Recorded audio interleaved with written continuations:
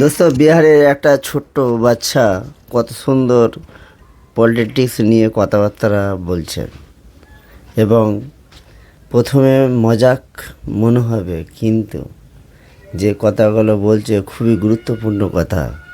हम ये समाज के वीडियो टा लोगों को कहना चाहते पूरा हैं देखिए। कि अगर प्रशासन गलत चल रही है तो आप भी उसको सुधारिए, क्योंकि जनता भी एक तरह से सरकार का ही अंग होती है। लेकिन ये कहिए कि थोड़ा सरकार को और ज्यादा चौकन्ना रहना पड़ता है। और जनता अगर मान लिया जाए स्कूल में गलत काम हो रहा है तो उस पर आंदोलन कीजिए।